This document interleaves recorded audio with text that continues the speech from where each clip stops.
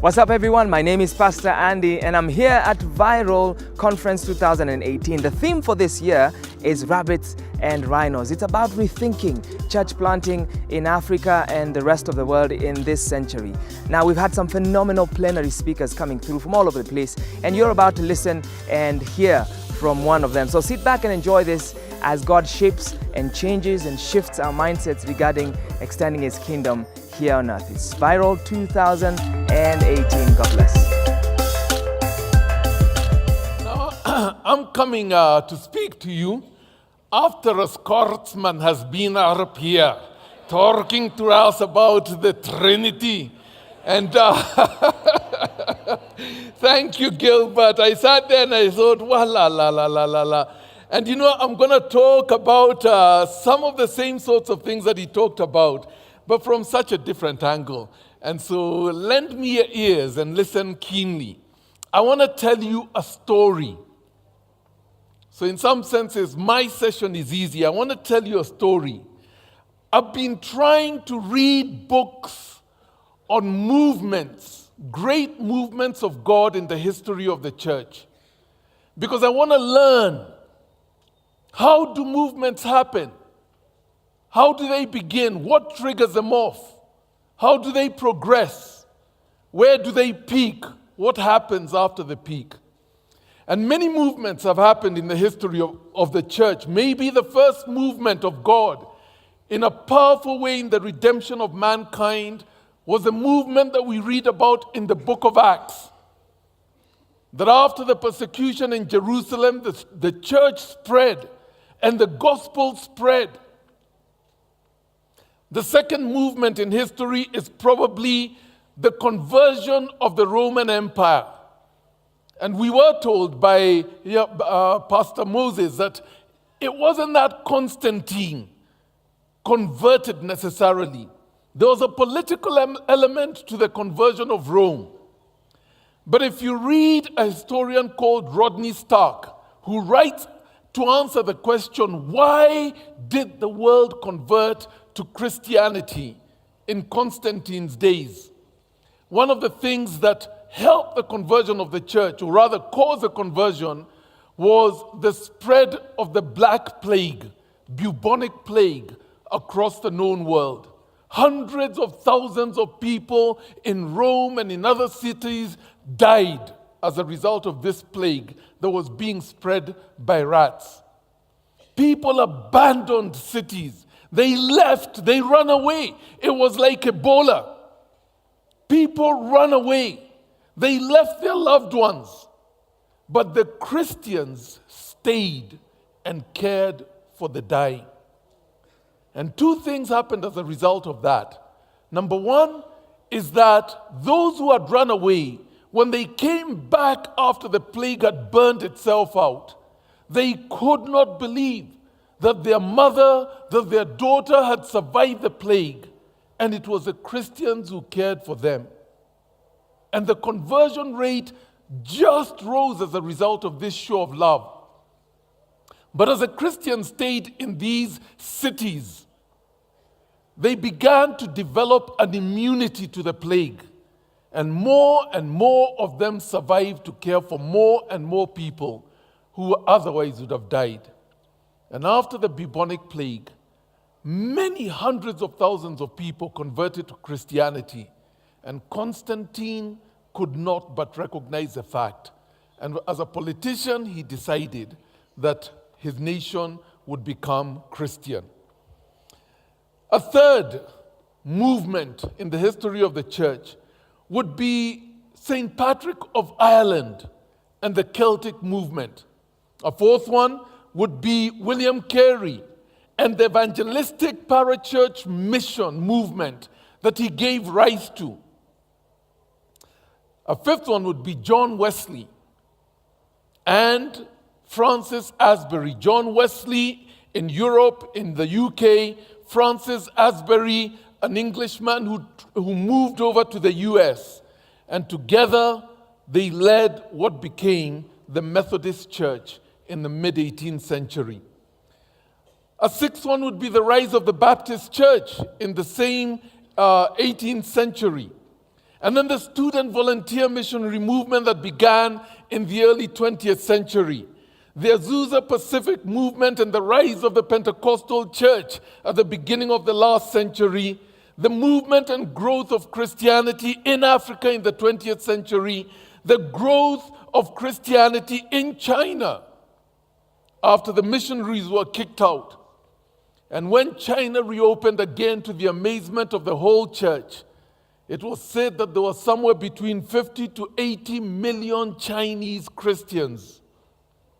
And then there's the ongoing movement in the southern hemisphere today, especially in places like Ethiopia and Algeria and Korea and in India. God is a movement maker. I believe that no man can engineer a movement. Only God can. But God uses men and women like you and I. And I'm praying for a church planting movement.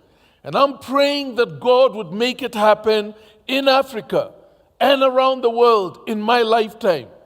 And I'm praying that God would let me live to see it. And I'm praying that I will be ready and I will recognize when it begins to happen. Maybe like Simeon in the temple praying that he would see the Messiah. A movement is like a sea wave. You can't manufacture a sea wave. And if you're a surfer, you don't manufacture the sea waves that you surf on. What you do is you wait for them. You're in the right place at the right time. And as the wave begins, you get up on your surfboard and you ride the wave.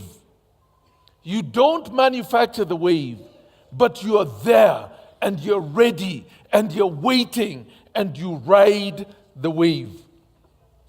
And so I've been reading on all these movements, finding books that can inform me on what movements are and how they happen, how they're triggered, what is the life of a movement. And one of the movements that I've been reading recently that has really rocked me and shaken me to the core is a thick book that records the beginnings of the astronomical growth of the Methodist Church in the United States of America in the mid-18th century. Why did the Methodist Church grow so quickly? When at the same time they started, they were the laughingstock of the established churches in America when the American frontier was being populated. The Anglican Church was the largest church in the US at that time, largely located in the growing cities. Of course, the UK to a large measure had been colonized by people moving from Europe, and the Anglican Church established itself. It was the big boy on the block. And they would look at the Methodist, church, small, teeny-weeny little church, many little ministers, and they would laugh at them. They were led by an educated clergy, the Anglican Church was. They had good buildings, a lot of wealth. They were being subsidized even from Europe. The Presbyterians were not far behind them. They too were a big, strong, established church. Nobody took the Methodists seriously. They laughed at them because their pastors were uneducated and unrefined. They laughed because they considered the Methodist pastors to be simple folk who didn't even speak good English. Many of the Methodist leaders had only a smattering of education. They could speak and not very good English. They had never been to school. The Methodist preachers were very charismatic, even wild. In their meetings, people would be falling down. What we would call today slain by the Spirit. They would speak with such fervor that their mouths would begin to froth, and they would talk about the damnation of hell. And if you did not believe in Christ, you are going to hell. And people would be there frightened by these Methodist preachers. They did not speak in churches because they had few, if any, churches. Their services were often unstructured and wild. They preached in barns and bars and any room that they could find, not in respectable churches. And they were not wealthy, they were not landed, they did not have status in society. They were the riffraff of the society that was developing in the US. And many of the people who came to their meetings were just simple common folk, artisans, shoemakers, carpenters, and farmers. The Anglicans called the Methodist pastors exceedingly low and ignorant. But while the Anglicans laughed at them, the Methodists began to grow. And to the astonishment of everyone, within less than 30 years, they soon overtook the numbers of Catholics, the Presbyterians, the Baptists, and the Anglicans. And when they started, there was 0 point something percent of the population of churchgoers in America. But within 30 to 50 years, they were 35% of all churchgoers in America were attending these Methodist church. In 1770, there were only 1,000 Methodists. 10 years later, they had grown to 8,000. 1 out of every 800 church attenders was a Methodist. In 1790, they had grown to 58,000 Methodists. In 1800, 10 years later, they had grown to 64,000. 1810, they had grown to 170,000 Methodists. By 1820, their numbers were now 250,000. By 1830, they were 500,000. By 1850, they were 1 million. And by 1870, there were 3 million Methodists in the US. 1 out of every 3 people who went to church on a regular basis was a Methodist. They had 29,000 itinerant evangelists, 24,000 pastors, and their congregations had grown from the initial 65 congregations to over 13,000 congregations. So why did they grow so rapidly? What was it about the Methodists that made them grow by leaps and bounds? All this time, the Anglicans were calling them untutored, uneducated, simple folk, riffraff. But the Anglicans were not growing. And the Presbyterians were not growing. In fact, they were declining. But the Methodists, even as they were being laughed at, were growing.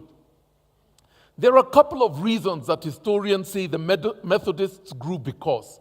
And the first one was because of their social location.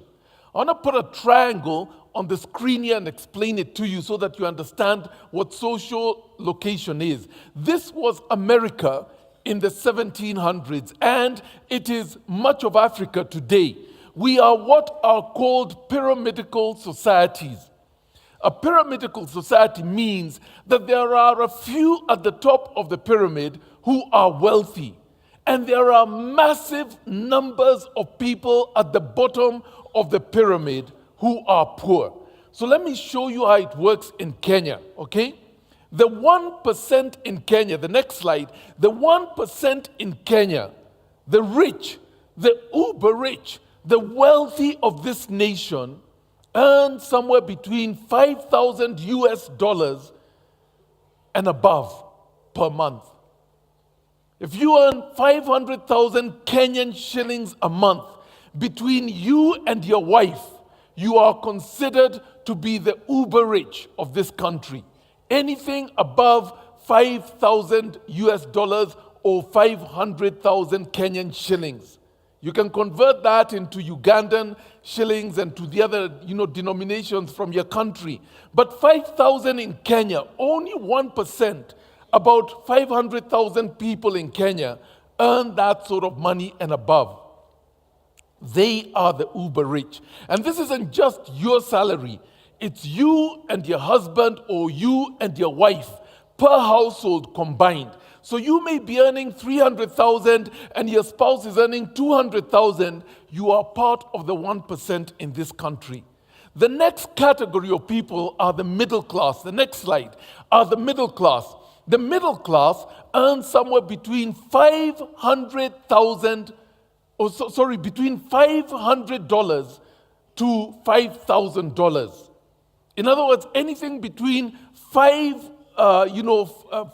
much is it? 50,000 to 500,000. You are considered the middle class in this country. Only 6% of this country earns in that bracket. The middle class.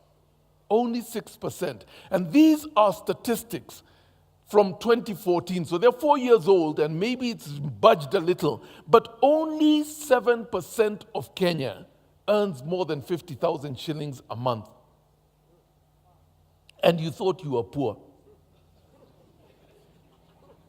The third category, by world standards, they too are called the middle class. They earn somewhere between $50 and $500 per month per household. Anything between 5,000 Kenyan shillings to 50,000 Kenyan shillings is considered also to be middle class. But in Kenya, you and I know that 5,000 shillings you cannot survive. Especially when it's you and your husband or you and your wife who are earning this. And 50,000 to bring up a family and do everything that you need, very few earn in that bracket. The government calls them middle class. And the reason why they're also called middle class is because by world standards, the poor are those who earn less than $1 a day or less than $1.5 a day. $1.5 a day is equals to $45 per month, which is 4,500 shillings per month between you and your husband or you and your wife, and those are called the poor. So if you earn more than 45,000 between the two of you, then statistically you are counted to be middle class. But you and I know you cannot survive on that and bring up children and pay rent and etc. So I call them the working poor.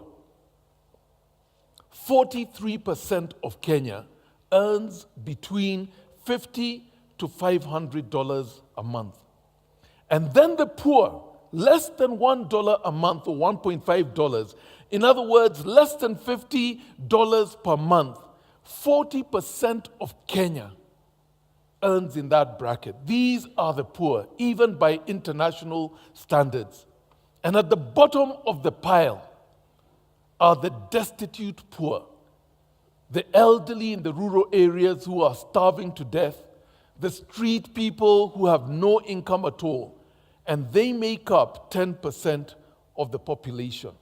And so if you look at Kenya, I would say, counting the working poor, and the destitute, 93% of this nation lives at a cost that makes life unbearable. And the rich and the middle class only make up 7% of our nation. We are a pyramid, very few at the top, very many at the bottom. This was America in the 1700s, and this is much of Africa today. Now, here's the truth. You see that little red dot? Many of us want our churches to be at the top, among the middle class and among the wealthy. But here's the truth, good people. You do not make movements in the 7%. The pool is too small. If you want to reach Kenya for Christ, if you want to reach Africa for Christ, you make movements in the 93%. The next slide. That's where movements happen. That is where the equivalent of for Kenya's 47 million people, 40 million people, 44 million people live where that red dot is. And movements happen among the 44 million people, not among the 3 million at the top. If you want to reach this country for Kenya, You need to be working among the poor and the working poor and the destitute poor. Even though we all want our churches in the middle class and among the rich, movements don't happen at the top. They happen where the people are. And the Methodist Church in the 1700s was socially located among the poor and the working folk. The Anglican Church was at the top, in whatever percentage was the wealthy and the middle class. So they were not growing. But the Methodist Church was socially located at a place where it would grow. Secondly, they spoke the language of the people. They could speak the lingo, the street talk of the people. The American Revolution was quickly changing the US when they were unshackling themselves from their colonial masters, whether it was the French or the English.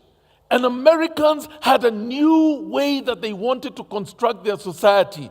People spoke of freedom and equality. They did not want the old, English privileged society and the patronage that was given to the landed gentry who were wealthy and rich, and everybody else served them. Americans did not want this. They came to the new lands so that they could make a life for themselves, and they did not want the old colonial structures. And so in the American Revolution, they unshackled themselves. The Anglicans, who were among the privileged, did not know how to speak to all these people talking about freedom.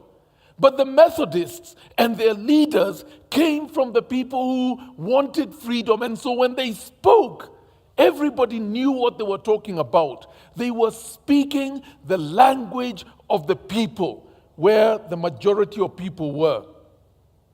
Thirdly, while the Anglicans preached about doctrinal, theological, analytical, logical issues, and while the Anglicans preached to educate their congregations, the Methodists preached about getting saved. They appealed to the experiential, spiritual thirst of the common person.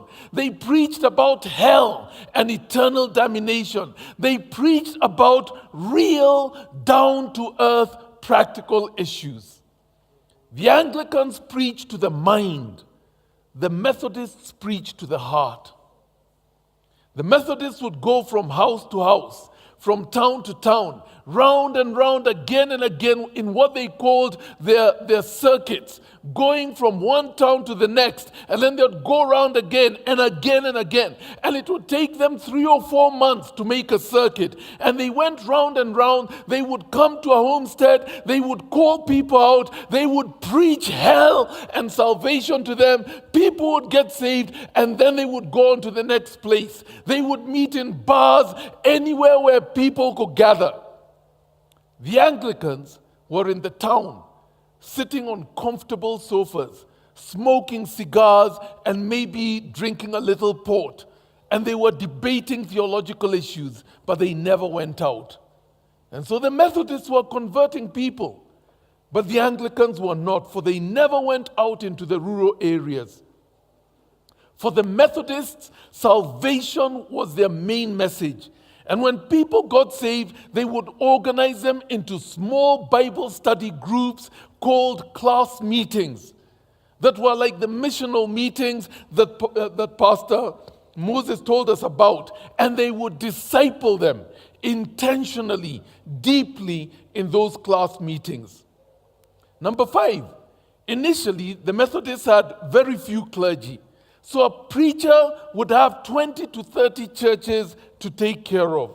So they would visit these churches, and on Monday they would go here, Tuesday there, Wednesday there, preaching, teaching the saints, calling them to holiness, and they would go around, and it would take them anything between 3 to 4 months to do a full circuit to all their churches. So Sunday by Sunday, the churches did not have a pastor. There were no resident pastors. There were too few pastors. And so the lay people rose up. And because this pastor came once every 3 or 4 months, in the time in between, It was a common man in the church who preached the message, who ordered the service. And the ministry of the Word of God and the care of the church and the expansion of the church was in the hands of the common people, not in the hands of clergy. As the church grew, they developed a low-control system of church management because the pastor was never there. He was doing his circuit since they couldn't control it from a central office. And so the leaders allowed and encouraged people to use their imagination to evangelize and to teach the Word of God. When you got saved, one of the things they did is they allowed you to go and share your story. And so people would go in their local community and they would be sharing how they came to know Christ and what God had done for them. And as they learned to do this, they would begin to learn to preach. And many of the early preachers, having not been taught, would listen to the pastor when he came around once every 3 months. And they would preach exactly the same message like the pastor had preached. They only had one message. So today I preached here, tomorrow I went there, the next day I went there, the next Sunday I was there, and it was the same message. And because I couldn't change my message, I was not tutored, I changed my congregation and preached the same message.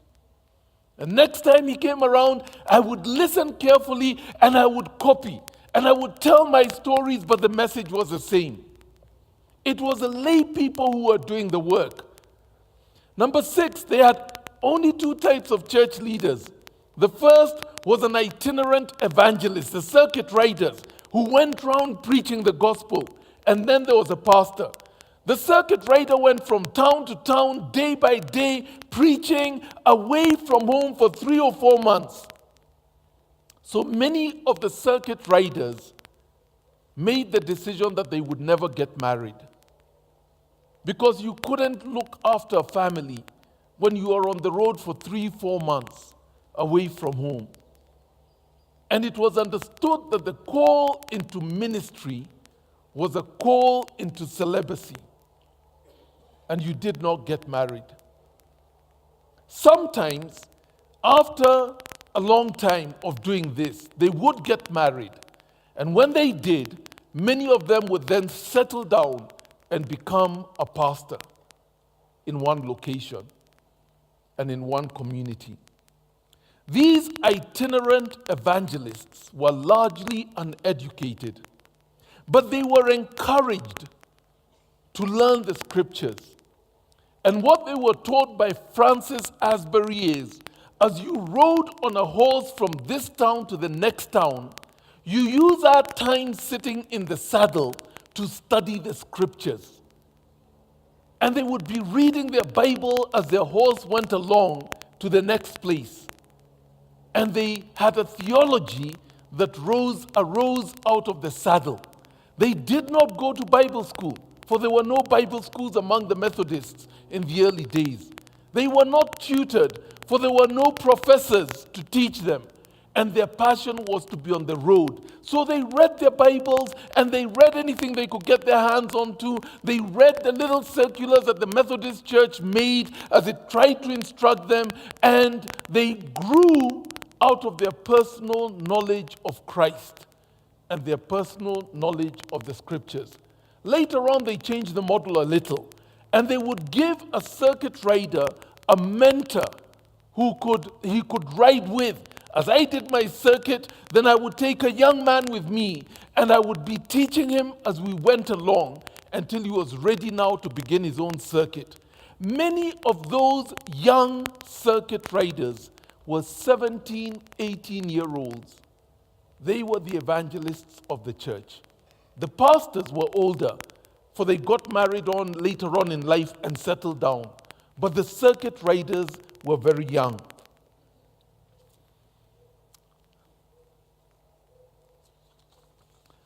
Another reason why they grew is that the Methodists had no buildings or churches. They met where they could, in homes, in bars, in barns, or wherever they could find a place to meet. And because their pastors were not paid, They were supposed to be paid, but there was no money.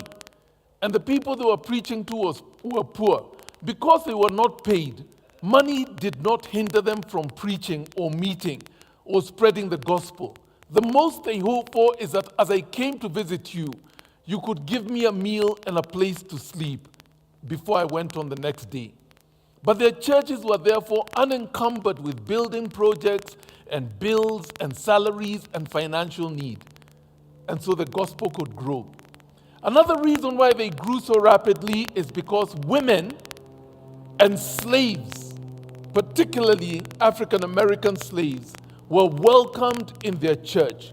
Those in the margin of society were welcomed, and many actually became preachers and leaders and evangelists, especially among the slaves and African Americans. So the church quickly grew. When the call came to free slaves, the Methodists preached freedom and took the position that slavery was wrong, and they called for the freedom of the slaves. It almost split the church because the churches in the South where slavery was practiced disagreed with the churches in the North, but the churches in the North prevailed, and the Methodist Church called for the freedom of slaves. What grew the Methodist Church? They reached the common people, not the elite. They didn't care that people laughed at them. They just got on with the work of preaching the gospel. Their main message was focused on evangelism and salvation, and the gospel was at the center. Number 4, they immediately discipled their converts in class meetings and in the many discipleship camps that they held. Number 5, they freed their people to do ministry. Ministry belonged to the laity, not to the clergy. They did not depend on clergy, but on untrained lay people to spread the gospel. Number 6, they had simple oversight structures, but they freed the churches to organize themselves. 7, they immediately raised up leaders by giving people the freedom to minister. And they chose the best they had, and these were apprenticed by those who had been there longer, and they started their own circuit and preached the gospel. They had no theological schools.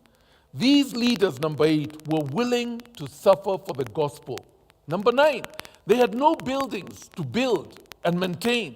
They had little need for money. Number 10, they had room for marginalized people like slaves and women. But 100 years after growing phenomenally, the Methodist Church peaked and it began to decline.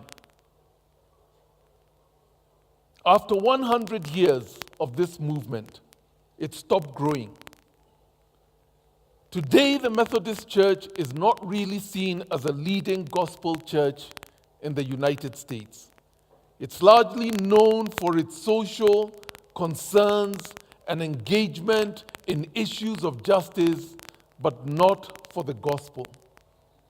Today, it is seen as a mainline church that is old and tired, no energy, no fervor, no gospel.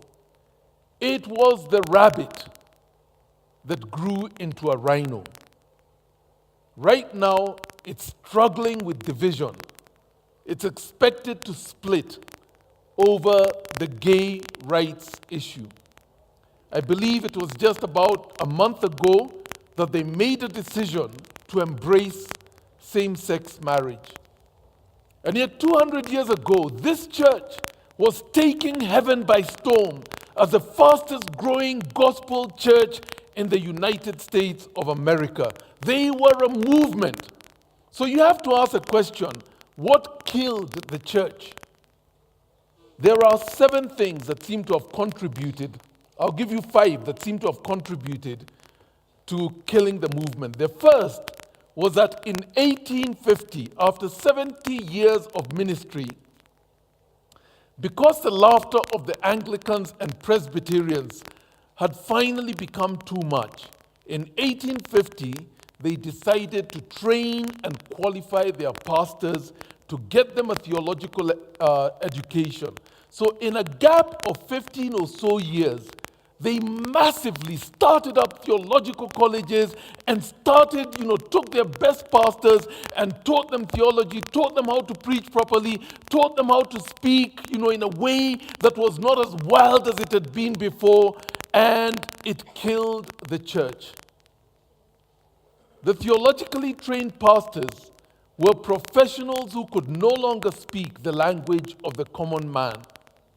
They began to preach to the head, talking about the Greek and the Hebrew and, phrasing the terms and talking about, things that the common person on the street could not understand. They lost their fervor. They lost that wild look in their eyes as they talked about the kingdom of heaven. They were intellectuals, which is what the Methodist Church now wanted to be. They were good at speaking about theological debates, but they could no longer speak to the street man. Secondly, the church became wealthy. Their numbers grew. Their members, who were artisans, carpenters, and such, began to build wealth in this new America. Their members by now had begun to rise up because of their hard work, making money. The members were also becoming increasingly powerful in society. They now joined civil movements. They became a part of, the city council. They went into politics. Their members were becoming increasingly powerful because they were wealthy. They entered politics, social gathering, and the wealth killed the movement because it now became important that the church look respectable and good and behave properly in society. They had an image to protect. Now, no more wild preaching, no more people falling down struck or slain by the Spirit, no more hell and brimstone in the pulpit, no more wild frothing at the mouth, talking about hell and eternal damnation. They killed the old passion so that they could look good and respectable. Thirdly, the new trained clergy also started taking control of the church. The church became more centralized, more bureaucratic, more clerical, and more respectable. Ministry was taken from the laity, and it became the work of the clergy. And now it was expected that their members would sit and listen and learn from learned clergy. And it was a clergy who went out to do ministry. Yours was to come to church on a weekly basis and to give a tithe. Lay people receded into the background as professional clergy took over. Fourthly, the church's public image became important. They became far less countercultural as they tried to fit into society. They started building massive, beautiful chapels and cathedrals. Respectable people don't meet in barns and bars. And they started looking more and more like the Anglicans and the Presbyterians because their social location was moving up from the common people into the middle class and into the wealthy. Movements don't happen at the top of the pyramid. And finally, evangelism stopped. More and more, the landscape of America changed. People now moved into towns, and they were no longer in the frontier settlements. The class meetings died because it was not respectable to go and be asked questions, as the Methodists would do, about your purity and about how you are living your life. People sought to protect their privacy. Unpolished, uneducated preaching died as members longed to be accepted by their more polished neighbors. And overall, the church found itself unable to adapt to the new America that lived in cities and towns. From around 1870, the movement started to die. Preachers called for reform, to go back to the old ways, but the church was unable to turn around. It couldn't adapt to the new America, and so the movement died. As I've read about the Methodist Church, this is what I've learned. And it frightens me because, guys, I'm leading a church that is largely in the 7%. And movements don't happen there. And I'm asking the Lord, Lord, how do we move from this 7% to the 93%, which is Kenya, to the poor and the needy, and make movements happen there? We've made a commitment that for every church that we plant that looks like the chapel, we will plant at least 2 or 3 that are in the slums and in the peri-urban areas and in the periphery of the city that do not look like Nairobi Chapel, that do not do what Nairobi Chapel does. We don't want them to have lights and good sound systems and whatever. We want them to be different, relevant to the people where they are, not copying us.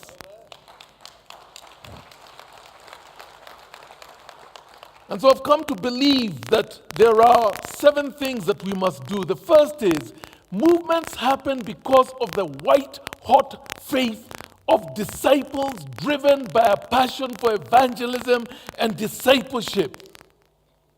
Did you know that a new church reaches 8 times more people through conversion, 10 times more people through conversion than a church that has been in existence for 10 years or more? And the reason is because when you begin a new church, you are out trying to draw people to church, telling them about Jesus Christ. But once you have a congregation of 100, 200, you now change from evangelism to try and pastor and disciple the people you have. And it's so much work that evangelism diminishes and you stop growing. But movements happen because of white-hot faith for evangelism and discipleship, driven by disciples who have a passion for it. Because men and women of faith are willing to step out of their comfort zone and go, no matter what the cost is, even without pay. Movements do not happen in comfortable, well-padded, cozy armchairs in boardrooms. Secondly, movements happen where the masses are. If your goal is to reach the top 1% in your country or the top 6% middle class or whatever the percentage is, you will never see a movement. You will never win your country for Christ. We need as pastors to stop chasing wealth and money and buildings. The pastors who have great honor or should have great honor among us are the ones who have paid a price and abandoned those things and are in the difficult, hard areas and are reaching people massively. Thirdly, movements happen because ministry belongs to the lay people and they are free to minister at the center of the movement, heavily involved. Empower the lay people, disciple them, teach them the basics of the Christian faith, and then free them and get out of the way. Free them to do what God has raised them to do. The church does not belong to the clergy. Oftentimes, we are the problem, and we kill the movements of God that He's trying to initiate. Fourthly, movements are driven by young people. I like to say that movements happen between 17 years and 27 years. It's young people who go out and change the world. Old people sit in boardrooms and discuss the issues. They don't go. Now, from what our dear Scotsman taught us, Gilbert, the old people have their place. It's not either or, it's both and. The old people lay the foundation and give the permission. They release the young people. The old people set the context for movements. The old people have the gift of wisdom and experience, but the young people have the passion to run. It is the young people who become the fire of the movement, the troops of the movement. The young people need the old people, but without the young people, there is no movement. It's not either or, it's both and. Number 5, movements are like a forest fire, a Holy Ghost fire. They spread wild and fast, and the more you try to control them, the more you kill them. The more you try and tidy them up, the more you quench them. The more centralized and bureaucratic your controls are, the less the church grows. The more rules and bylaws you put in place, the more you kill the movement. The more you try and protect the culture of the church, the less likely that you will ever see a movement. And the more you try and brand and clone your church, every church must look the same, have the same colors, do the same thing, preach the same message, sing the same songs. The more you try and brand and have your name and you clone your church, the less likely you are ever to have a movement.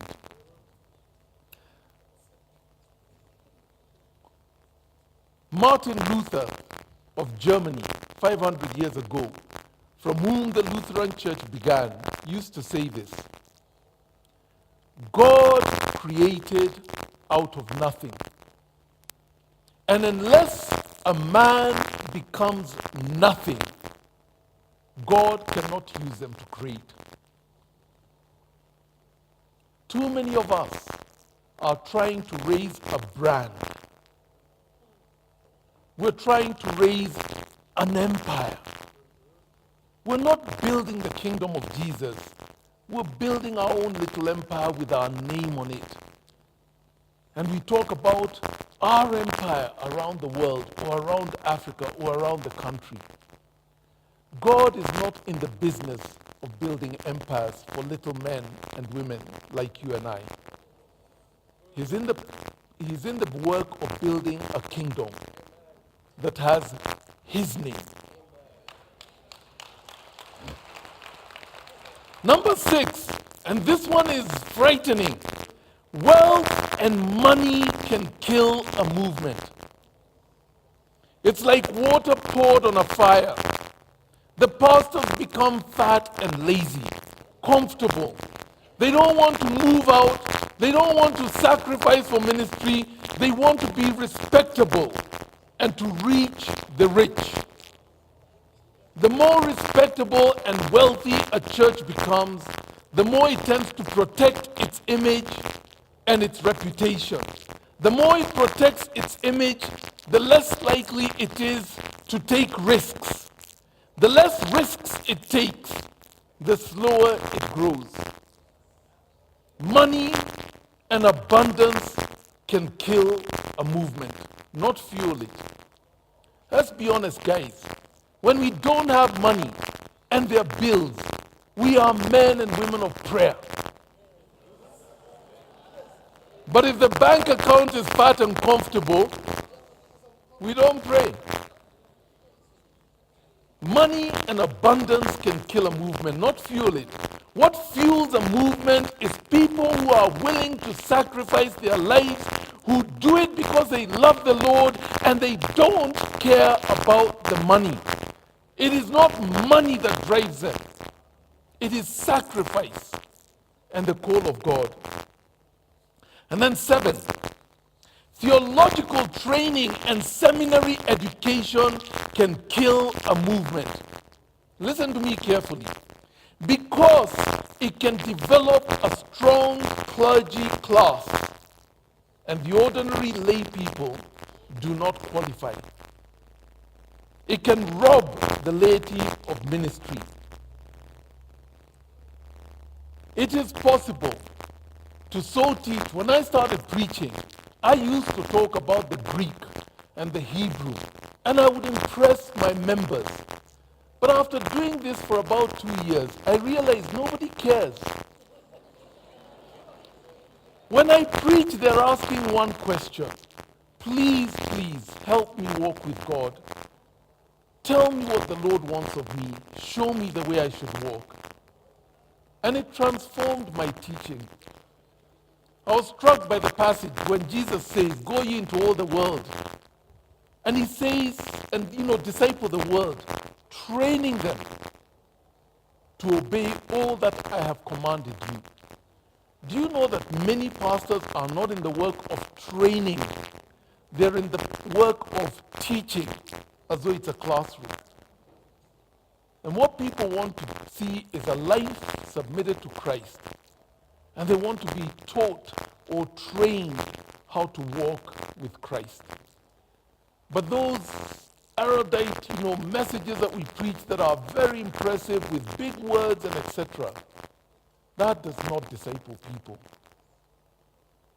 Now, I'm not saying that theological school is not important. It is. But when you stand in the pulpit, you are like a chef about to feed your people. And you don't feed people by cutting the carrots and telling them, this has 3% vitamin A and 2% vitamin B and etc. You make a meal that they enjoy to eat and that strengthens them and nurtures them and helps them go out and do the work of God. What happens in the kitchen does not come out into the dining hall. And what happens in the study, as you look to God to help you understand, and as you phrase the Greek and understand the terminologies, doesn't come into the pulpit. You teach and train in a way that gives life. The Methodists used to do that even as untutored people. But their going to theological college killed the church, for they became refined, and they now taught to impress. Now, Africa does need theological training, but I have come to believe that because theological training is so expensive, and we will never be able to produce enough trained graduates of theological colleges so that we can keep up with the growth, the numerical growth of Africa, Bible degrees and masters and PhDs are not the answer for this continent. The training can cobble the church and rob it, but the church needs trained theologians. But insisting that every leader must have a theological degree or a master's degree or a PhD can prove to be a poison chalice to kill what God will do on this continent. Africa needs church workers, many, many more leaders. If we must train them through theological college, we will lag far behind the growth of the population. We'll never catch up. I suggest that the best theological school is a school of daily discipleship in the local church under a mentor who knows the scriptures, in a small missional group studying scriptures while doing ministry with their feet firmly planted in the real day-to-day life of ministry and evangelism. A devotional study of practical piety with a group of friends who hold you accountable, who you study together, and not a sterile classroom in a college for 4 years. Our ministers need to know the Bible well, but they do not need to know it only through theological college. We need trained theologians, but somehow we must learn on the job. We must train our leaders as apprentices. What we were told by Pastor Moses, that each of us would have 10 people that we invest in, who become firmly grounded in Christ, who know the scriptures, and who can go and speak the word of God. This training has to take place in the trenches, in the church, And maybe 1 out of every 20 or 1 out of every 30 can go to theological college, and they keep us aright. They develop the materials. They are the ones who write the books. But the rest of us in the trenches, we learn our theology and we learn the Bible. I believe that there is the possibility of a movement here on this continent. And I'm waiting for it. And I want to be ready. Will you ride that wave? Or are you after the 1% and the 6% and we'll never see a movement? God give us the humility to be ready. God bless